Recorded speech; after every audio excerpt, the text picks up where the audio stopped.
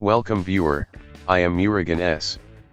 This video tutorial describes, fix Windows could not find a driver for your network adapter.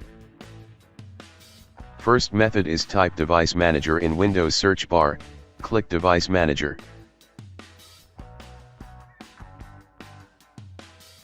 Click and expand Network Adapter, right-click Network Adapter, click Update Driver, click Search automatically for drivers, click Search for updated drivers on Windows Update.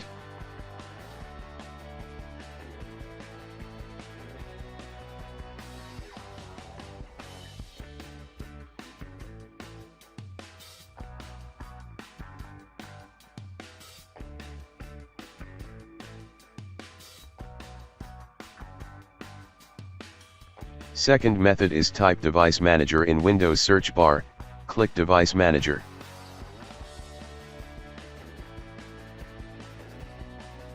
Click and expand Network Adapter, right-click Network Adapter, click Update Driver, click Browse My Computer for drivers, click Let me pick from a list of available drivers on my computer, select Model, click Next.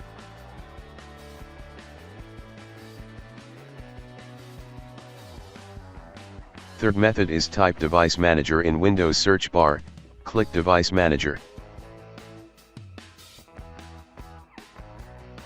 Click and expand Network Adapter, right-click Network Adapter, click Uninstall Device, click Uninstall, after uninstall restart system.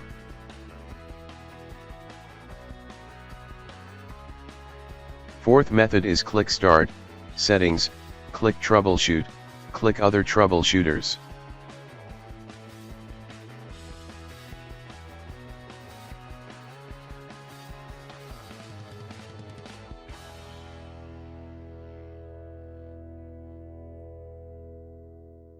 Click Run under Network Adapter.